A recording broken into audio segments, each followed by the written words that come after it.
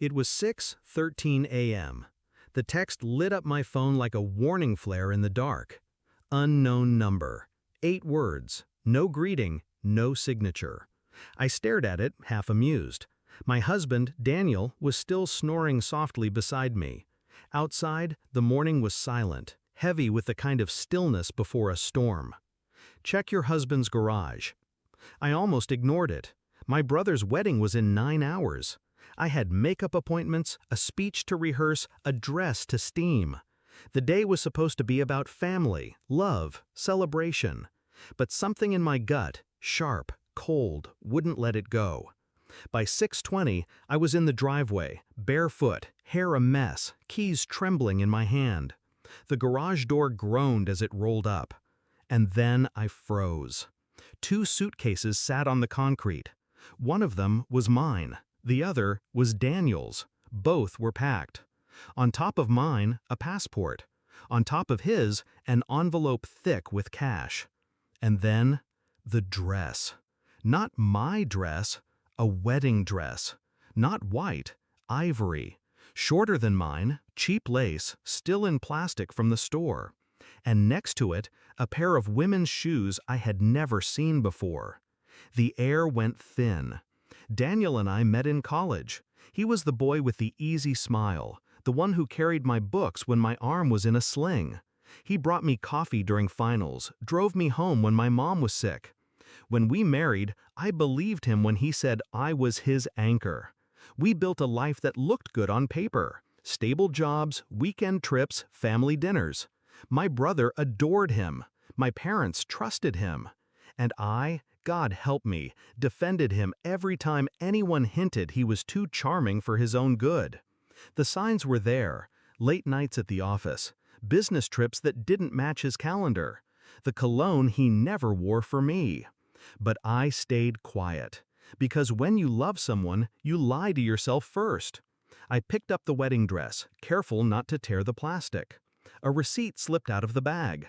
Bought yesterday, paid in cash. The name on the receipt made my stomach flip. Clara Sutton. My brother's fiancé's maid of honor. The same woman who once accidentally sent Daniel a winking emoji meant for someone else. I remembered her laugh at the engagement party. Remembered the way she touched Daniel's arm when she thought I wasn't looking. The betrayal wasn't just personal. It was surgical. I didn't confront him then. Rage makes people sloppy. I couldn't afford sloppy. I slid the dress back, closed the garage, walked inside and brewed coffee like nothing had happened. While he showered, I sat at the kitchen table, phone in hand, making 3 calls. First, to the hotel where the reception would be. I was on the planning committee, so they didn't question when I confirmed the guest list and table arrangements. Second, to the bank. I'd been joint on his accounts for 7 years. By the time his coffee cooled, I'd moved half of our savings into a separate account with my name only. Third, to the videographer.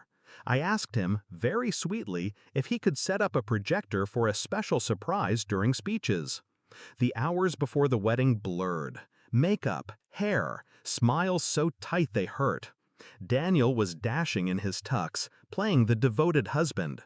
Clara floated around in blush silk, whispering in corners. By the time the ceremony ended, I had everything I needed. The reception began like any other. Dinner, champagne, laughter bouncing off crystal chandeliers. My brother and his new wife beamed at the head table. When it was my turn for the speech, I stood, heart steady, voice calm. "I want to talk about love," I began. "Real love. The kind that's loyal, honest, the kind that doesn't make you feel small." Eyes on me. Even Daniel, smiling like I was about to say something sweet. I nodded to the videographer. The lights dimmed. The screen behind me flickered to life. Security camera footage from my own house. Date stamped, time stamped. Daniel in the garage, unzipping a suitcase.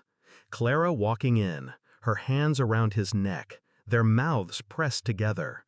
Gasps. My brother's face hardened.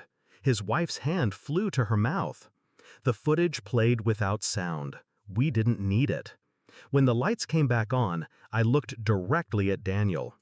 I wasn't going to say anything, I said, but then I realized weddings are about truth. And the truth is, I'm done protecting people who don't deserve it. I took my glass, toasted the room, and sat down.